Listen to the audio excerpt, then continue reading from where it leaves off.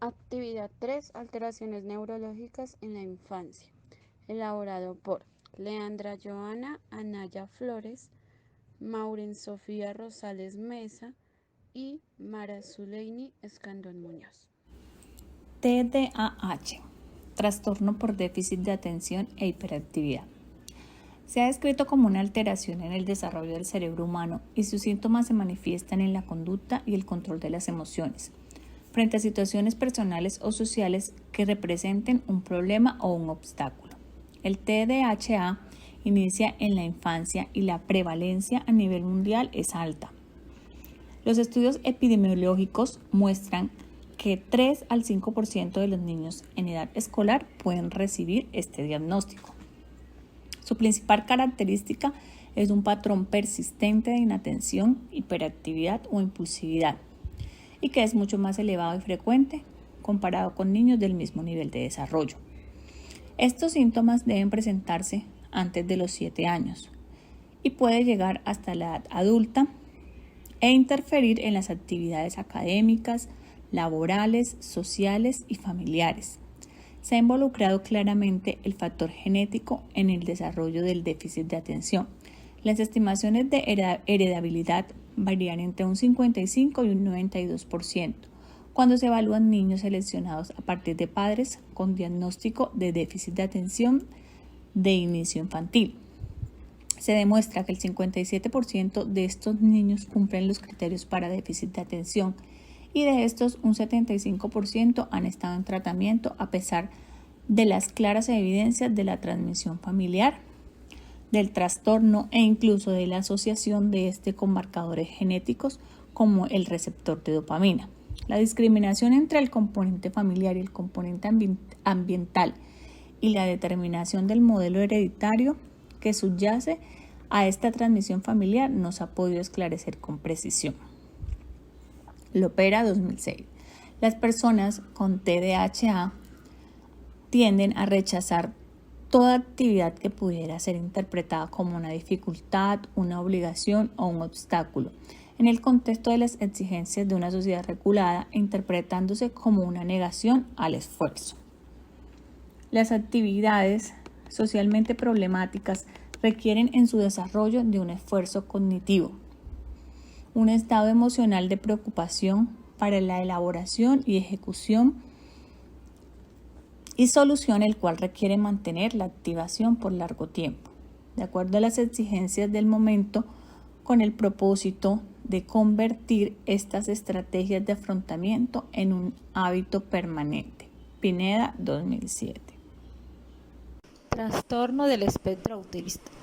Afección neurológica y del desarrollo que comienza en la niñez y dura toda la vida, y está constituido por un grupo de enfermedades clínicamente consideradas como resultante de una alteración del neurodesarrollo y cuyas particularidades o características principales conciernen en la disfunción de dos ejes principales, que son la comunicación e interacción social.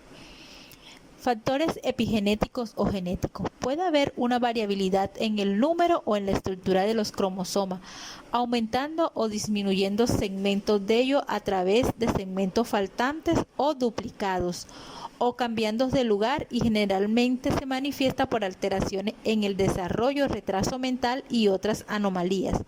La variación en el número de cromosomas es ocasionada por la no disyunción en anafase de meiosis de un par de homólogos o por la no disyunción de un par de cromatides hermanas en anafase de meiosis 2.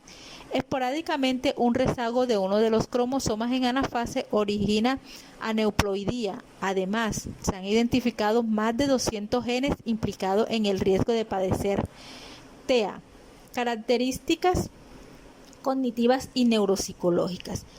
Presentan dificultades en la reciprocidad social, alteración en la planificación y memoria operativa. En la atención se les dificulta atender ciertas claves del entorno. Presentan dificultades en memoria declarativa. En la parte del lenguaje, el receptivo es más afectado que el expresivo. Las funciones ejecutivas están marcadas por la rigidez y perseverancia reflejada a través de las dificultades para adaptarse a los cambios del entorno. Formas de evaluación. Bajo los criterios del DSM-5, fueron agrupados elementos esenciales en el componente social, comunicación, juego, conducta e intereses, restringidos o describiendo 7 síntomas pertenecientes a los 2 ejes cardinales de difusión, teniendo en cuenta el déficit duradero de la comunicación social e interacción social, o existencia actual o antecedentes de patrones restrictivos y repetitivos de comportamiento. Además, su clasificación varía de acuerdo a la severidad de los síntomas y se puede evaluar a través de instrumentos considerados estándar, los cuales se encuentran la escala de observación para el diagnóstico del autismo A2, entrevista para el diagnóstico del autismo ADIS, sistemas de evaluación de la conducta adaptativa ABA, cuestionarios de comunicación social CSUQ, formas de intervención. Las características esenciales de los TEA son más ajustables o modificables si la intervención comienza en fases tempranas del desarrollo infantil y así disminuyen los efectos negativos de las condiciones comórbidas, y proveer apoyo y asistencia a la familia a través de pautas afectivas. Y se establecen unos modelos de intervención psicoeducativo y combinado, intervenciones conductuales, intervenciones basadas en terapia, intervención basada en la familia, intervenciones combinadas o modelos globales. La dislexia se conoce como una alteración de la capacidad para aprender y leer que afecta a un gran porcentaje de la población escolarizada. La dificultad se debe principalmente a una deficiencia en el desarrollo del lenguaje que se va manifestando en sus síntomas iniciales en un retraso significativo del desarrollo de la conciencia fonológica que viene a ser un buen predictor de dicha patología. La dislexia se emplea para designar un síndrome o un conjunto de causas determinadas que se manifiestan como una dificultad para la distinción y memorización de las letras o grupos de letras, falta de orden y ritmo como en la colocación.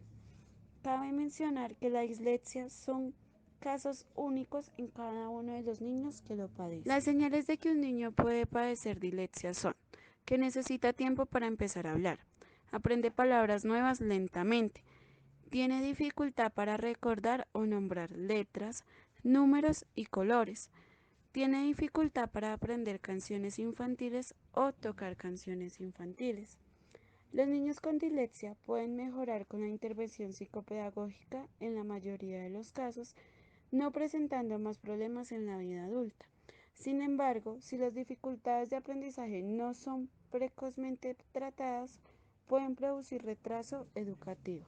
Las causas de la dislexia es un resultado de diferencias individuales en la parte del cerebro que permite la lectura.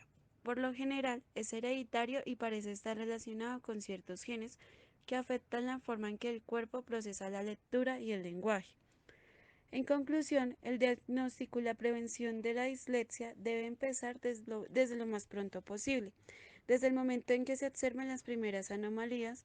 De esta manera se pueden evitar muchos problemas.